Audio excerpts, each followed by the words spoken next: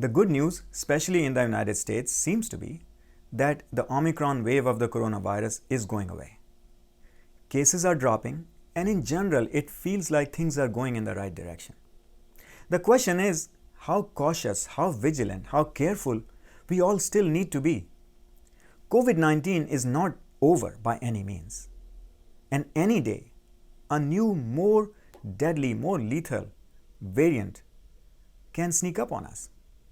So what should all we be doing right now? What is the latest guidance? Should we give up our masks, or do we still need to continue masking up when we go indoors? Hello everyone, I'm Naveen Agarwal, and in this video I will share with you an awesome tool on CDC's website which can give you information and guidance at the local community level. Now that is very important because what we hear in the news is general information. And you might be hearing that, hey, things are getting better, maybe it's no longer necessary to keep wearing the masks indoors. Well, it depends. It depends upon where you are. And this tool can allow you to make that judgment based on the latest information and data from the CDC. So it's a very good piece of information. But share in the comments below, what are you doing right now? Has anything changed for you? Are you still continuing to take all precautions? Or have you given up on a few things like masking up? Let me know what your thoughts are, what unanswered questions you still have, and we will look into that. So let's look into this tool online, and I'll give you a demonstration, give you a link as part of this video in the notes that you can access this tool right away. And I strongly recommend it for those, especially for those of us who have underlying health conditions, because we have to continue to stay vigilant and cautious to stay healthy and minimize our risk of exposure. So let's look into it. So here is the website. I'll give you a link as part of the notes, but you can go up to cdc.gov, look up COVID-19 community levels, and scroll down. There's a lot of information here you can read and review. But here's a country level map by county. So you can see which counties are green, yellow, and red based on the current level of risk at the community level. And the guidance is specific to the community level. Okay, it's not applicable across the board. But you can find out what guidance applies to you. Here is the criteria they use to determine the low, medium, high level.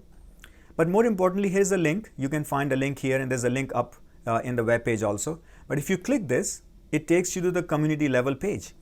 And here they describe to you what they mean by low, medium, and high, and what guidance applies to each level.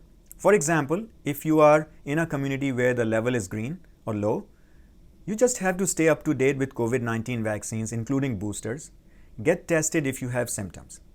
They are not saying that you should continue to mask up. Now, in medium, if you are at high risk for severe illness, talk to your doctor about whether you need to wear a mask and take other precautions. So this is kind of optional for those who are at high risk. But still stay up to date with vaccines and boosters and get tested if you have symptoms. Because remember, you can still get infected. But if you are in a community which is at a high risk, high level, they are recommending for everyone to wear a mask indoors in public.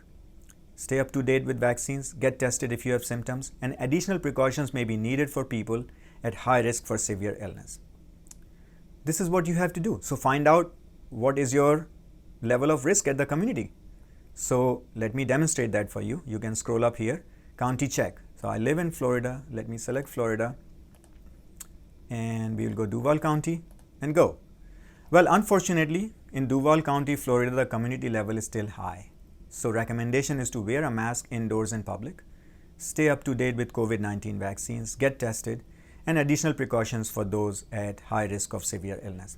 And I see this still in our area. My kids go to high school and they are having to mask up, which is probably consistent with this level of risk in the community right now. So we can keep an eye on it and see things change and then take appropriate actions and follow that guidance. So I hope this is useful to you. I would love to hear from you, what you find out by going to this website and what precautions and guidance you are going to take moving forward. Continue to share your thoughts and ideas. Essentially, the idea is to figure out the level of risk in your community. If it is low, medium, or high, green, yellow, red, very simple. That's it. And unless you are at high risk of severe illness, in the low and medium zone, you don't need to wear a mask indoors. But if the community level risk is high, all of us should continue to wear a mask to prevent the spread and also getting reinfected. Again, I hope this is useful. Please continue to share your thoughts. I look forward to hearing from you.